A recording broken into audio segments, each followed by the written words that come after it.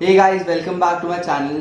Video start करने से पहले सभी लोग सब्सक्राइब बटन को दबा दीजिएगा। तो आज मैं इस वीडियो में accounting treatment of accumulated profits के बारे में बात करने वाला हूं। तो चलिए हम अपना पहला सम पढ़ते हैं। Usha and Asha are partners in a firm sharing profit in the ratio 3:2. Their balance sheet as at 31st March 2018 was as follows. हमें बैलेंस शीट में लाइबिलिटी साइड में creditors, general reserve, bills payable और Usha and Asha इन दोनों के capital account के amount दिए गए हैं।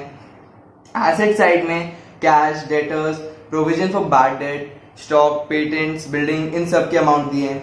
आगे बोला है Neelam is admitted into the partnership giving her 1/5 share in profits. Neelam is to bring in ₹30,000 as her capital. तो हमें कैपिटल जो नीलम ला रही है उसका अमाउंट पता है and a share of goodwill in cash subject to the following terms. Point number 1, goodwill of the firm to be valued at 50,000। तो हमें यहाँ पे गुडविल ऑफ द फर्म मिला हुआ है, तो हम नीलम का शेयर जो है गुडविल में वो निकाल सकते हैं। Stock to be reduced by 10% and provision for bad debt जो हम पीबीडी लिखते हैं be reduced by 2,400। Point 3, patents are valueless, मतलब पेटेंट्स का जो वैल्यू है वो एकदम जीरो हो गया। Point number 4, there was a claim against the firm for damages amounting to ₹2,000. The claim has now been accepted. Number 5, the partners have decided that general reserve is to appear in the books of new firm at its original figure. तो ये जो हमारा 5th point है यही हमारे लिए एक नया एडजस्टमेंट है। तो चलिए अब हम सम सॉल्व करते हैं और सम में बोला है to prepare revaluation account, partners capital account and balance sheet of the new firm. तो हम रिवैल्यूएशन अकाउंट से स्टार्ट करते हैं।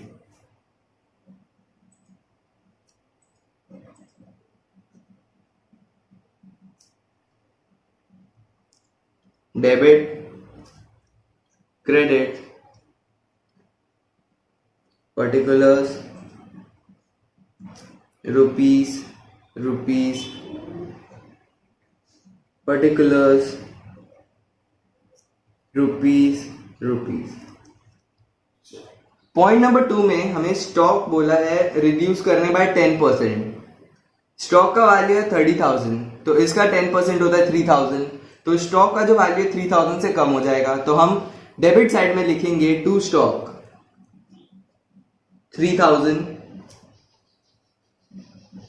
जब भी एसेट का वैल्यू गिरता है तो रिवैल्यूएशन अकाउंट में वो डेबिट साइड में लिखा जाता है, और जब भी एसेट का वैल्यू इंक्रीज होता है तो वो क्रेडिट साइड में लिखा जाता है।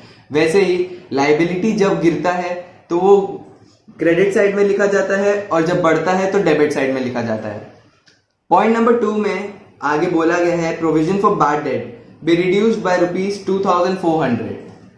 तो यहां आप देखिए लाइबिलिटी जो है गिर रहा है ₹2,400 से, तो ये अमाउंट जो है वो आ जाएगा क्रेडिट साइड में by provision for bad date PBD, और इसमें अमाउंट हम लिखेंगे 2,400 क्योंकि इस सम में बोला गया है कि पीबीडी बी रिड्यूस्ड बाय ₹2,400। तो हम यहां लिख देंगे ₹2,400। अगला है पेटेंट्स आर वैल्यूलेस, मतलब जो पेटेंट्स हमें बैलेंस शीट में मिला है उसका कुछ वैल्यू ही नहीं है। तो ये 7,400 टोटल अमाउंट, इसका कुछ वर्थ ही नहीं है। तो ये हम यहां लिख देंगे टू पेटेंट्स डेबिट साइड में 7,400।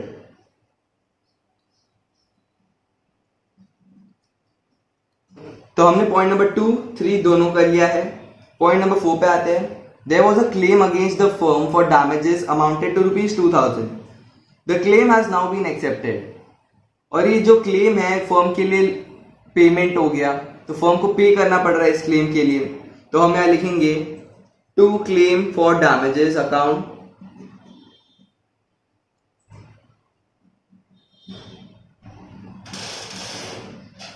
ये सब भी अकाउंट लिखना होगा, और इसमें अमाउंट आएगा 2,000। अब हम देखते हैं कि और कुछ बचा तो नहीं है। तो हमने यहाँ पे पॉइंट नंबर 2 कर लिया, 3 कर लिया, 4 कर लिया। 5th और 1 ये दोनों रिवैल्यूएशन से रिलेटेड नहीं है, तो हमारे रिवैल्यूएशन के सारे एंट्रीज हो गए। अब हम टोटल कर लेते हैं। तो डेबिट साइड का टोटल क्रेडिट साइड के टोटल से ज्यादा आ रहा है, मतलब लॉस है फर्म के लिए, और इसका टोटल आता है 12,400 rupees.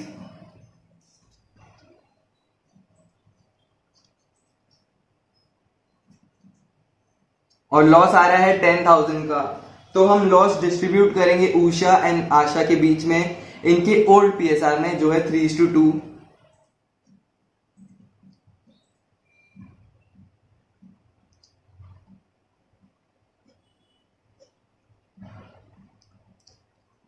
Usha and Asha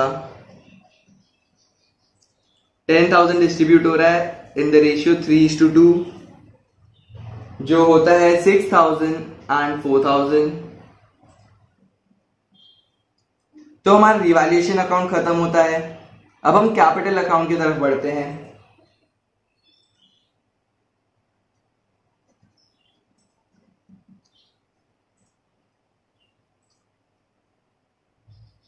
debit, credit, particulars, Usha, Asha and नीलम,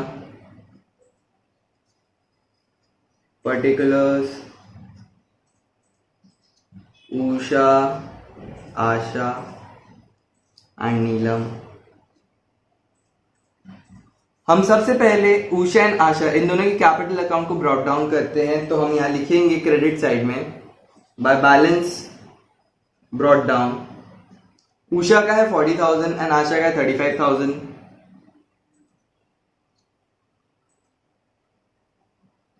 और नीलम का ब्लैंक छोड़ेंगे। अब हमें बोला है नीलम ला रही है ₹30,000, तो हम यहां लिखेंगे बाय कैश अकाउंट, और नीलम के अकाउंट में लिखेंगे हम 30,000।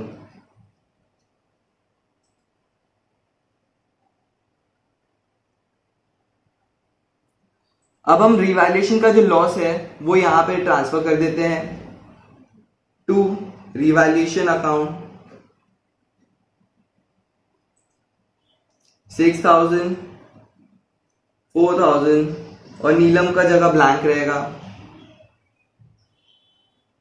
अब हम अपना गुडविल के बारे में बात करते हैं। तो गुडविल के लिए हमें सबसे पहले वर्किंग नोट बनाना होगा। तो हम सबसे पहले वर्किंग नोट बनाते हैं। वर्किंग नोट को हम WN लिखते हैं। तो गुडविल ऑफ द फर्म का अमाउंट हमें मिला हुआ है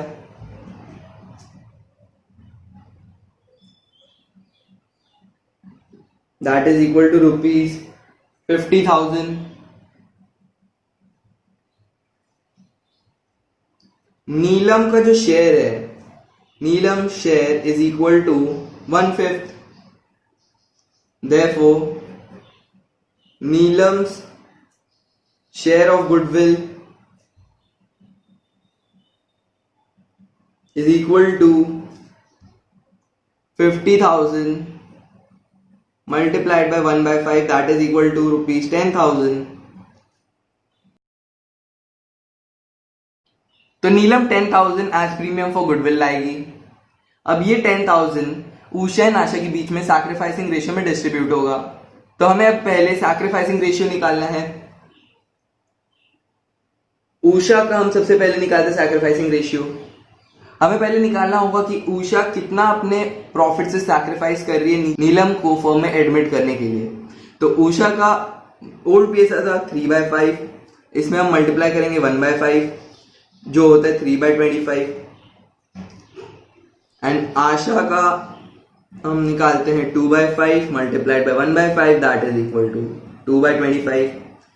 Therefore सैक्रिफाइसिंग रेशियो हमें मिल गया है जो है 3:2। अब ये जो 10,000 है ये डिस्ट्रीब्यूट होगा 3:2 के रेशियो में। ये तो इसका अमाउंट हो जाता है 6,000 एंड 4,000। तो उषा को मिलेगा 6,000 एंड आशा को मिलेगा 4,000। तो हम इसका एंट्री पास कर लेते हैं सबसे पहले। तो प्रीमियम फॉर गुडविल का एंट्री हम पास कर रहे हैं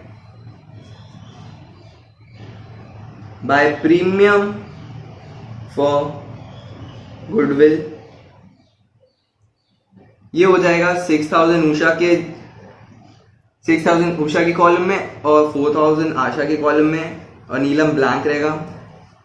यहाँ हमें पता है जो गुडविल नीलम ला रही है वो इन कैश ला रही है, क्योंकि यहाँ बोला गया है and a share of goodwill in cash subject to the following terms. तो हमने अपना पॉइंट नंबर 1 भी खत्म कर लिया, 2, 3, 4। अब हम अपने पॉइंट 5 में आते हैं। यहाँ बोला है the partners have decided that general reserve is to appear in the books of new firm at its original figure. तो ये जो जनरल रिजर्व है उसका अमाउंट है 18,000। अब इसको करने का 2 तरीका है। फर्स्ट है कि आप जनरल रिजर्व डिस्ट्रीब्यूट कर दो उषा एंड आशा के बीच में इनके ओल्ड पीएसआर में, और फिर ये जो 18,000 है उषा आशा नीलम से वापस ले लो इनके न्यू पीएसआर में, डेबिट साइड में लिख के। और दूसरा तरीका है कि जो नया पार्टनर एडमिट हो रहा है फर्म में वो इस गुडविल का शेयर उषा एंड आशा को दे दे। तो मैं आपको दूसरा तरीका सॉल्व करके बताता हूं। General reserve is equal to 18,000 rupees, Neelam का शेयर है 1/5, therefore Neelam share of reserve is equal to 18,000 multiplied by 1/5, जो हो जाएगा 3,600 rupees. Neelam 3,600 rupees as share of reserve लाएगी और ये रिजर्व डिस्ट्रीब्यूट हो जाएगा उषा एंड आशा के बीच में इन द रेशियो 3:2, जो होता है 2160 एंड 1440। तो हमें रिजर्व का भी एंट्री पता चल गया कैसे करते हैं। तो अब हम इसको कैपिटल अकाउंट में लिख लेते हैं और इसका जर्नल एंट्री मैं आपको बताऊंगा। अभी जो जनरल रिजर्व का हमने एंट्री किया है वो मैं अभी आपको लिख के बताता हूं। ये जो रिजर्व का अमाउंट नीलम ला रही है ये बोला नहीं है कि कैश में है, तो हम सबसे पहले नीलम का जो अकाउंट है कैपिटल अकाउंट वो यहां लिखेंगे बाय नीलम्स कैपिटल अकाउंट, और यहां हम लिख देंगे 2160 एंड 1440, और इसका कॉलम ब्लैंक रहेगा नीलम का। और हम डेबिट साइड में नीलम का अकाउंट को कम करने के लिए लिख देंगे to Usha's capital account and to Asha's capital account. और हम यहां पे नीलम के अकाउंट में लिख देंगे 2160 और 1440। तो नीलम जो उषा एंड आशा को कैश दे रही है वो उसके अकाउंट से कम हो गया यहां पे। अब हम निकालेंगे टू बैलेंस कैरिड डाउन, क्योंकि हमने अब अपना सारा एंट्री खत्म कर लिया है। सबसे पहले हम टोटल कर लेते हैं।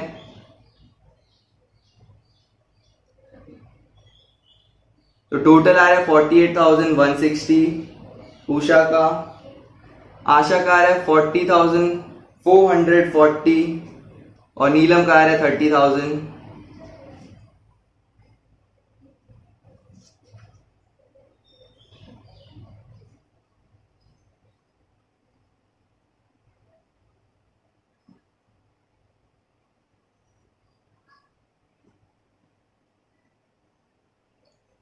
टू बैलेंस कैरिड डाउन में 48,160 माइनस 6,000 लिखेंगे, जो आता है 42,160। आशा के में लिखेंगे हम लोग 36,440 एंड नीलम के में हम लिखेंगे 26,400। तो हमारा बैलेंस कैरिड डाउन निकल गया है। तो अब हम अपना बैलेंस शीट पे आते हैं। तो हम यहाँ लिखेंगे balance sheet as at 31st March 2018।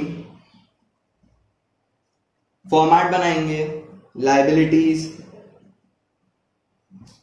Rupees, asset rupees. तो लाइबिलिटीज कॉलम में हम सबसे पहले लिखेंगे क्रेडिटर्स, बिल्स पेबल,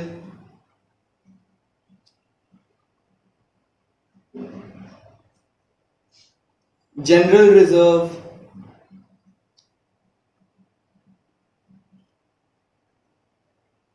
और और यहाँ एक और एडिशनल चीज है, claim for damages.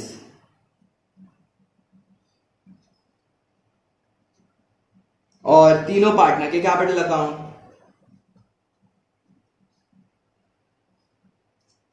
Usha, Asha and नीलम।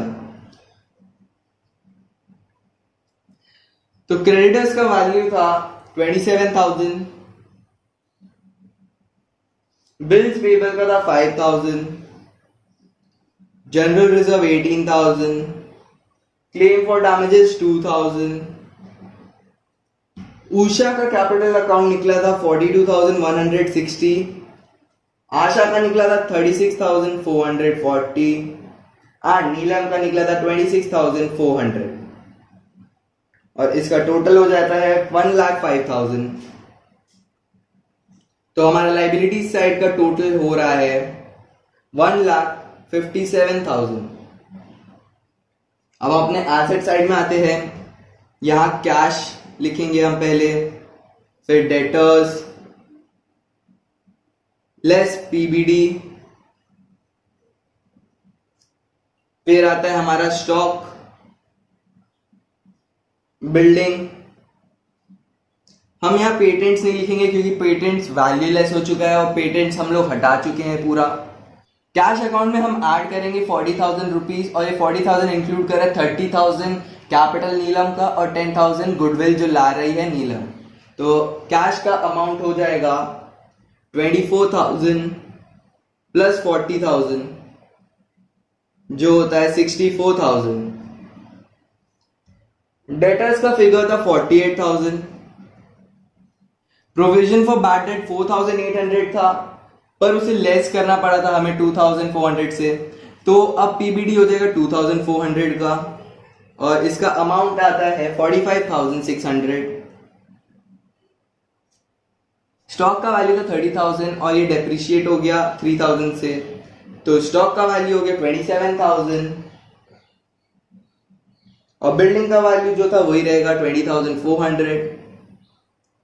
और इसका टोटल जब हम करेंगे तो ये भी 1,57,000 आता है। तो हमने अपना पहला सम कर लिया सॉल्व।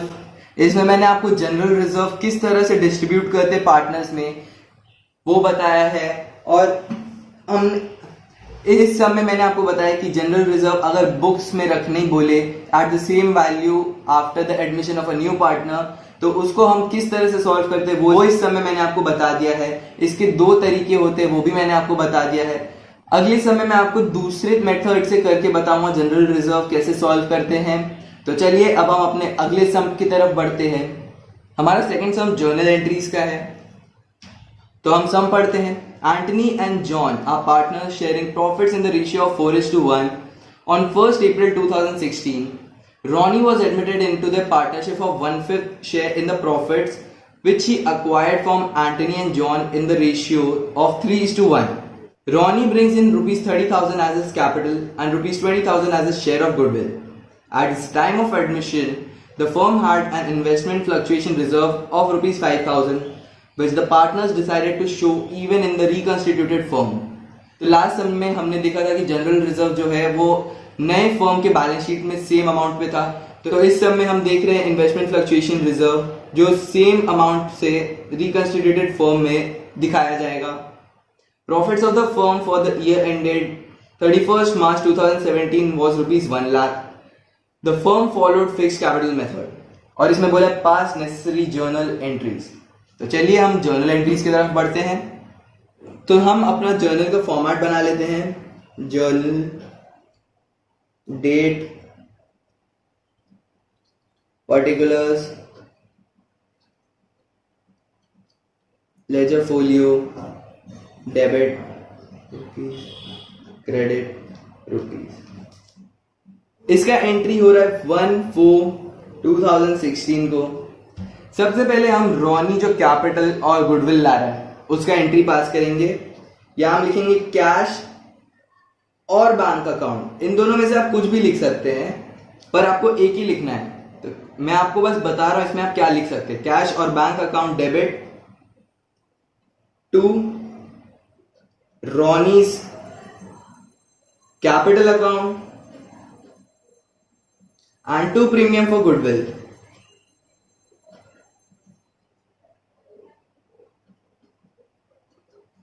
रॉनी कैपिटल ला रहा है 30,000 का और गुडविल ला रहा है 20,000 का कैश में, तो ये कैश अकाउंट हमारा बढ़ जाएगा 50,000 से और हम नरेशन लिखेंगे बीइंग कैश ब्रॉट इन। आप जितना छोटा नरेशन लिख सकते हैं उतना ही अच्छा होगा। अब हम अपने अगले जर्नल एंट्री में आते हैं, ये भी 1/4/2016 को ही होगा।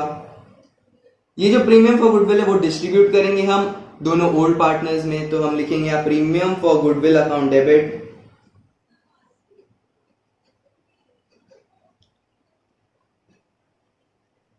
To Antony's account and to Johns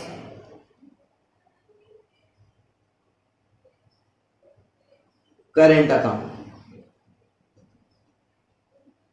ये दोनों के करंट अकाउंट इफेक्ट होंगे। अभी जो प्रीमियम फॉर गुडविल है 20,000, इसको डिस्ट्रीब्यूट करने के लिए हमें सैक्रिफाइसिंग रेशियो चाहिए, तो अब हम अपने वर्किंग नोट की तरफ बढ़ते हैं। वर्किंग नोट हम कैलकुलेट कर रहे हैं नए रेशियो के लिए, तो सबसे पहले हम रॉनी का शेयर लिखते हैं। Ronnie share is equal to 1/5। अब हम निकालते हैं एंटनी कितना सैक्रिफाइस किया अपना शेयर, तो वो हो जाएगा 1/5 multiplied by 3/4, that is equal to 3/20। ये 1/5 हुआ रॉनी का शेयर मल्टीप्लाइड बाय 3/4, क्योंकि 3:1 के रेशियो में उसने अक्वायर किया था एंटनी एंड जॉन इन दोनों से अपना 1/5 शेयर। तो इस जब हम रॉनी का शेयर मल्टीप्लाइड बाय जो शेयर उसने अक्वायर किया था इन the ratio 3:1 Antony and John से करेंगे, तो सैक्रिफाइसिंग रेशियो एंटनी का निकलेगा। फिर जॉन का जब हम करते हैं तो निकलेगा 1/5 multiplied by 1/4, that is equal to 1/20। तो सैक्रिफाइसिंग रेशियो जो है वो निकलता है 3:1। अब इस सैक्रिफाइसिंग रेशियो के मदद से हम अपना न्यू पीएसआर निकालने वाले हैं। सैक्रिफाइसिंग रेशियो का फॉर्मूला होता है old PSR minus new PSR. अब न्यू पीएसआर निकालने के लिए हम कर देंगे new PSR is equal to old PSR minus sacrificing ratio. अब हम एंटनी का नया रेशियो पहले निकालते हैं, जो होगा ओल्ड पीएसआर था 4:1 मतलब 4/5 और एंटनी का ओल्ड पीएसआर था 4/5 और सैक्रिफाइसिंग रेशियो हमने निकाला 3/20 है, तो 3/20 लिखेंगे और ये आएगा आपका 13/20। जॉन का हम जब लिखेंगे तो हो जाएगा 1/5 माइनस 1/20 जो हो जाता है 3/20। और शेयर ऑफ रॉनी जो है, तो रॉनी का भी हमें इक्वल करने के लिए मल्टीप्लाई करना पड़ेगा 4 से ऊपर और नीचे, जो हो जाएगा 4/20। देयरफॉर न्यू पीएसआर तीनों पार्टनर के हो जाते हैं 13:3:4। तो अब हम अपना जर्नल एंट्रीज करते हैं और ये डिस्ट्रीब्यूट होगा 15,000 5,000 में, और हम यहां लिखेंगे being premium for goodwill distributed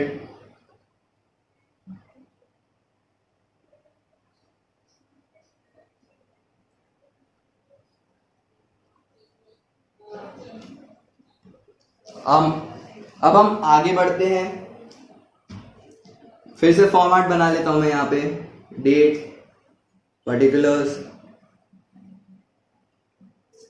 laser folio, debit, rupees, credit, rupees. हमारा सारा जो जर्नल्स है वो 1/4/2016 को ही हो रहा है। अब हमें मिला है इन्वेस्टमेंट फ्लक्चुएशन रिजर्व 5,000, तो 5,000 में से रॉनी 1/5 शेयर इसमें इन्वेस्टमेंट फ्लक्चुएशन रिजर्व का डिस्ट्रीब्यूट करेगा एंटनी एंड जॉन के बीच में। तो इसका जर्नल एंट्री होगा Ronnie's capital account debit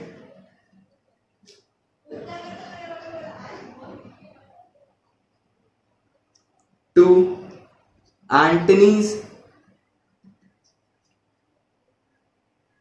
current account to John's current account.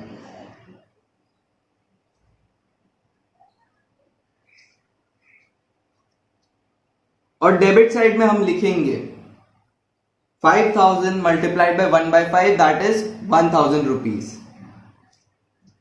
5000 into 1/5 हमने किया तो रोनी का शेयर निकलता है IFR का जो है इन्वेस्टमेंट फ्लक्चुएशन रिजर्व, और ये डिस्ट्रीब्यूट हो रहा है इन द रेशियो 3:1 जो होता है 750 एंड 250। हम यहां लिखेंगे being reserve distributed.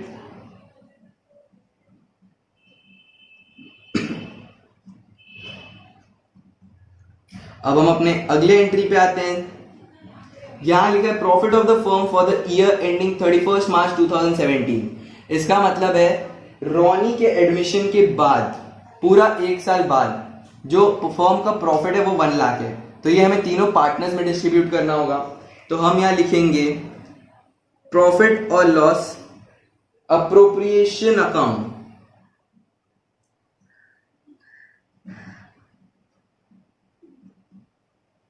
Debit 1 lakh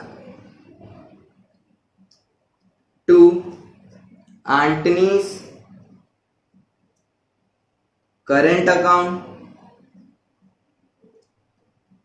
to John's current account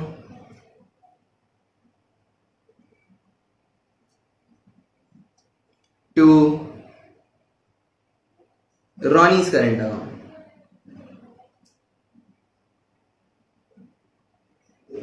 और ये डिस्ट्रीब्यूट होगा इन द रेशियो 13:3:4 जो हो जाता है 65,000,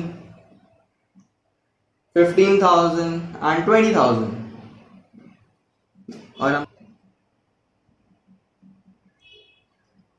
और हम लिखेंगे बीइंग प्रॉफिट डिस्ट्रीब्यूटेड। आप देख सकते हैं कि इस समय मैंने एंटनी जॉन सबके करंट अकाउंट किए हैं, क्योंकि सब में बोला है the firm followed fixed capital method.